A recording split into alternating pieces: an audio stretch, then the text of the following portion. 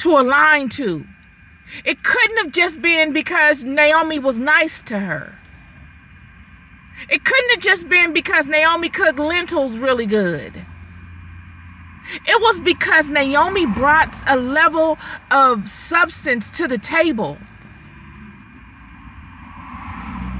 Whether it was Naomi having strong relationships in the community, or whether it was because Naomi had a huge level of common sense, a level of street savvy that was cloaked in righteousness. She had lived long enough to be able to stay in alignment and still get her needs met. Whereas Ruth didn't have it. Ruth only has her aesthetics and her youth. And the fact that she sees herself worthy and capable. They enter into the picture during harvest season,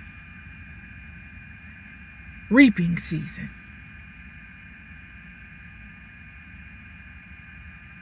And she comes across a family member of Naomi's husband.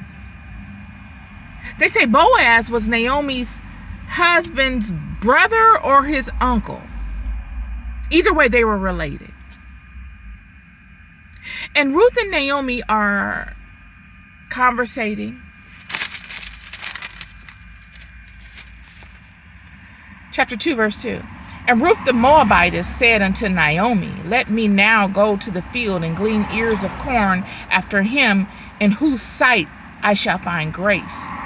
And she said unto her, Go, my daughter. Ruth tells Naomi, I'm going into the field to show that I have skills, to show that I'm not lazy, to show that I got skills and I'm willing to get out here and get after it. I'll work for mine. I won't wait for someone to come and marry me. Naomi, I'm going to show that I will work for mine. I could easily have left you and went and found a husband and never had to work. Ruth was beautiful enough to do it.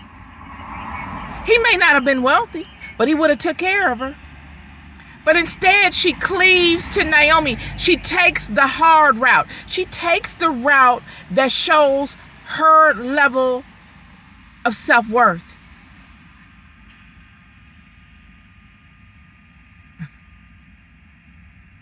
She says, Naomi, me and you can get this done.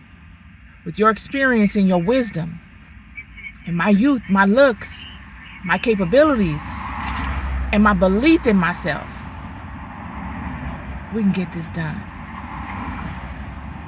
And so they go to the wealthiest man's field and they began Ruth. Because prior to this verse, chapter 2 opens, and Naomi had a kinsman of her husband's, a mighty man of wealth of the family of Elimelech, and his name was Boaz. And this is the man in which Ruth would go and glean corn. She would pick corn, leftover sheaves of corn that were on the ground, and whatever the workers would leave that would have fallen off of the baskets and things. She would go and pick those things up. Not so much to meet Boaz, but to be in that environment.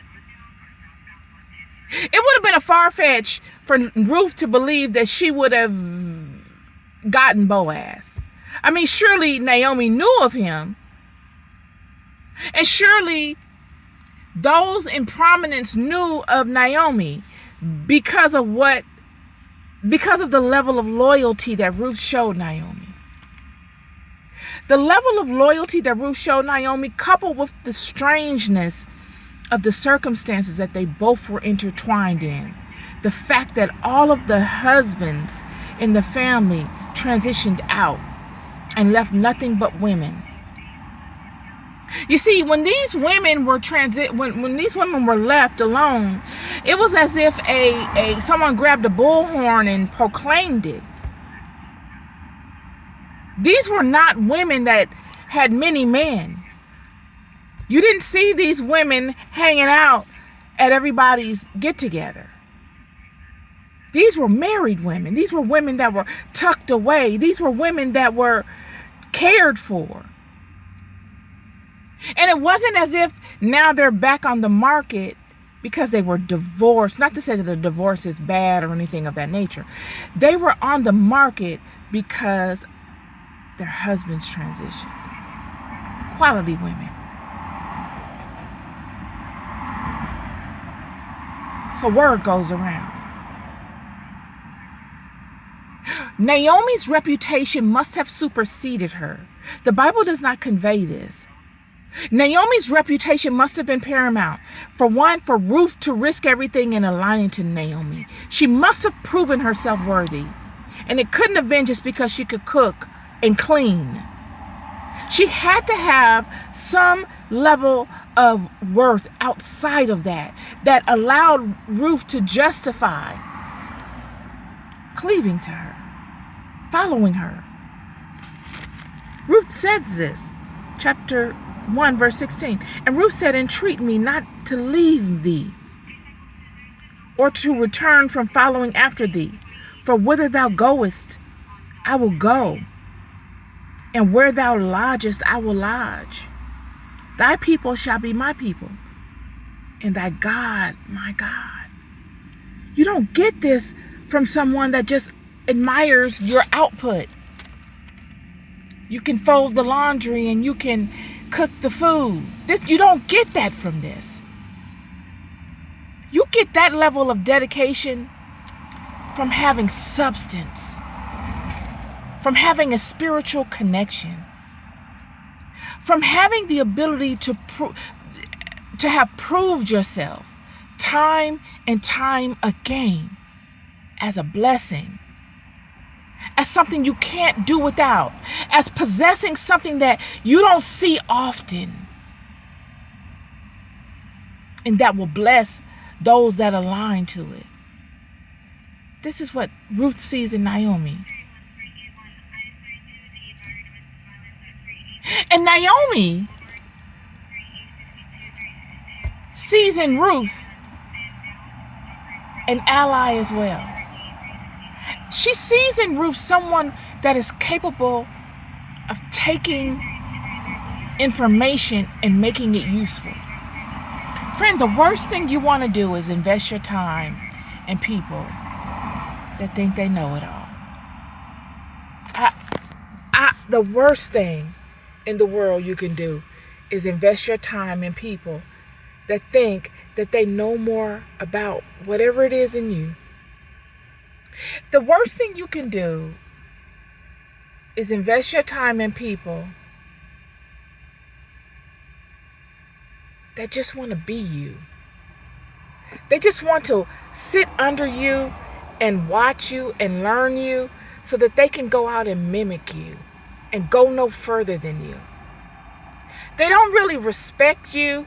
They feel as if they respect you to an extent because they want to mimic that thing that they respect. But they always feel like they can one-up you or that they can do it better than you.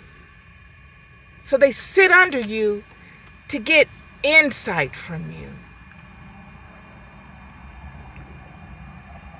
or to gain blessings by way of being close to you.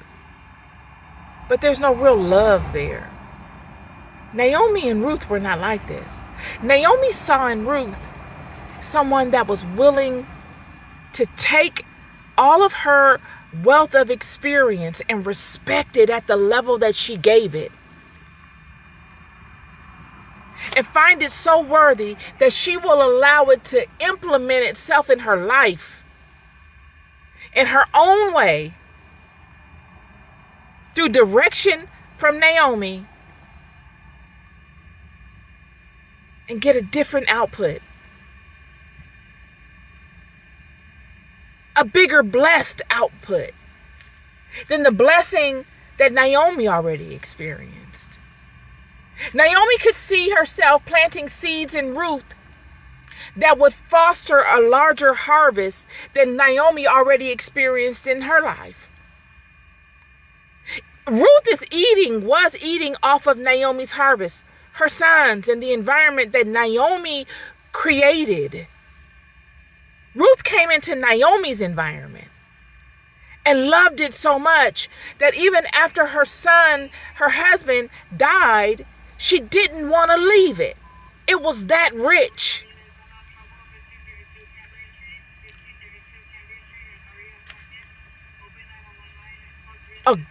A sound investment. Pristine soil. And this is what makes the relationship between Naomi and Ruth so rich and monumental.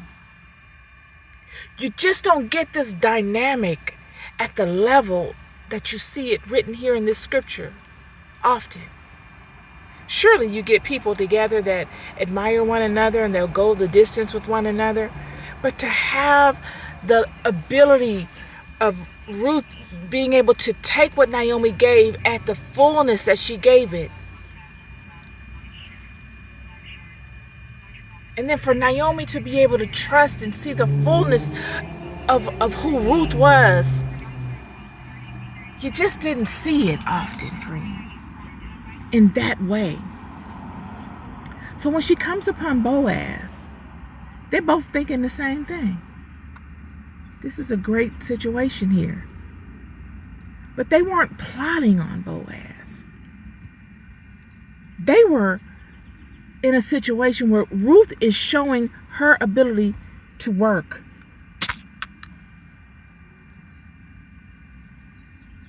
She's showing her capability.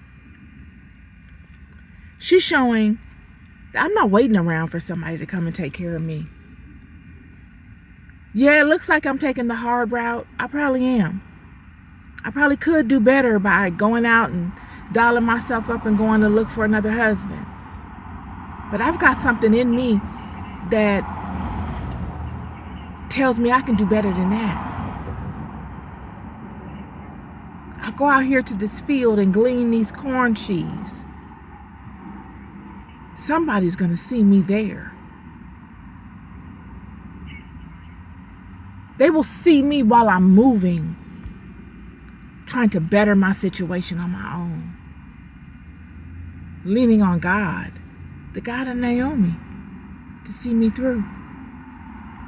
Because this aspect is conducive with God. We don't wait around for things to happen. Surely, sometimes, friend, things will happen in your life. You won't have no answers to it, and you will wait around. There's nobody in the world that don't do it that way. You will do some things. You will make some mistakes. That's just how the story is, how it goes in life. For the most part, those that see themselves as capable, you will be able to sense it with their activities.